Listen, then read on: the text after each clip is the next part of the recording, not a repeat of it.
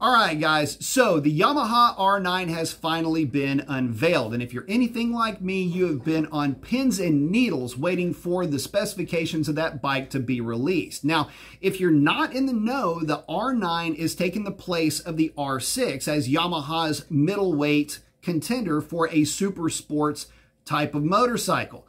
In the case of the R6, it was a true hyper sport. Now, can the R9 really take the place of that bike? Well, let's chat about it. First of all, in terms of looks, it's absolutely a super sports motorcycle. It's got a fairly aggressive rider triangle, although it's not hyper sports derived. It's still a sporting bike nonetheless, with clip-on handlebars to boot. And real clip-ons, not some kind of fakie or not some type of a Clubman bar. It's got the entire complement of rider aids off of the R1, which are including a 6-axis IMU. You've got multiple rider modes, customizable modes at that, along with launch control. It's got everything you could hope for, except for a couple of things. Number one, the engine. Now look, I know a lot of folks love the CP3. It's got a lot of character. It's torquey, punchy, and all of that.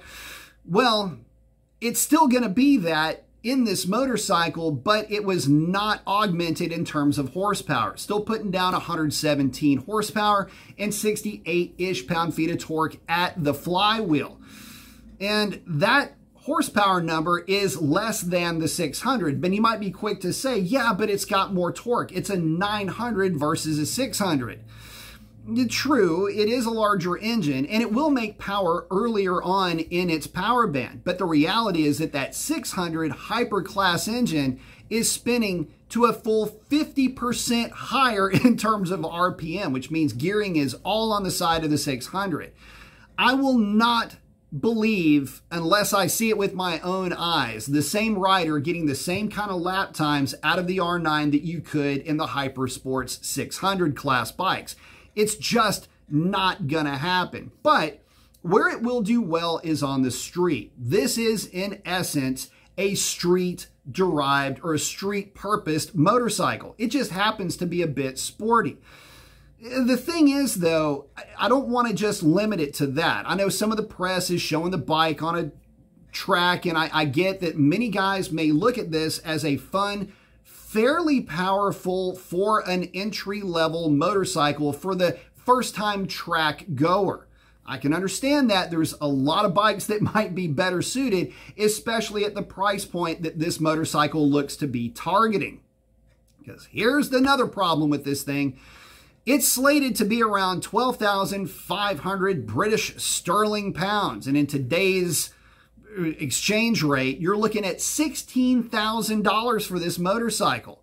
Now, what are you getting? I mean, you're basically getting a recycled CP3 engine. You're not getting much in terms of power there. It's a really good chassis and riding position is great, but $16,000?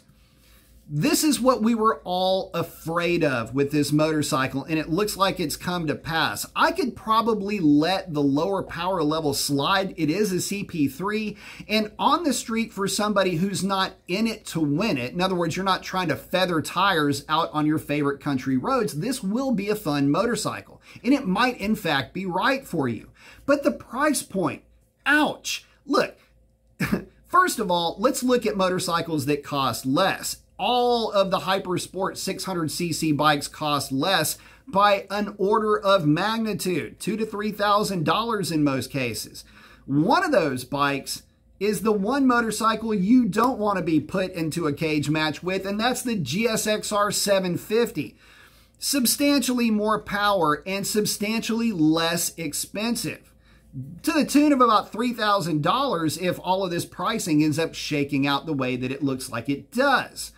Now, what can you get for $16,000? Well, maybe not all of the entry-level leader class bikes fit this bill, but it gets pretty close. I mean, you are crowding $16,000. Heck, just look at a GSXR 1000.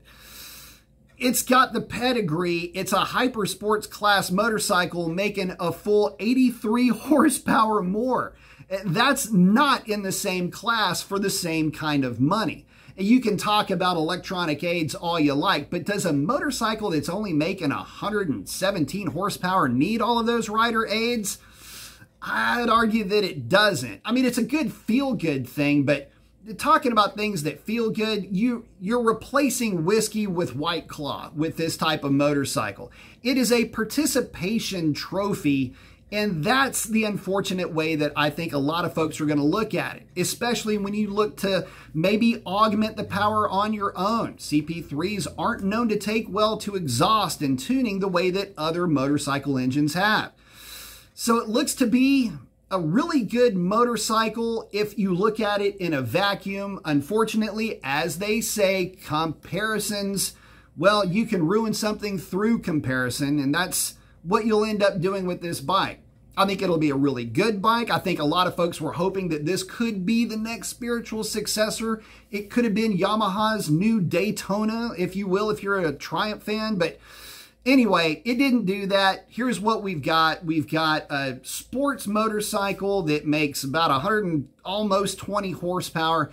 Okay torque. It'll be a neat bike for those that aren't looking to be competitive and just want something that is sporty in nature, and you're going to have to pay to get it. But with that, guys, I'm going to go ahead and end this video now. I want you to post up your comments. Let me know what you think about that motorcycle now that it's been revealed. And we'll catch you on the next one. That's a wrap.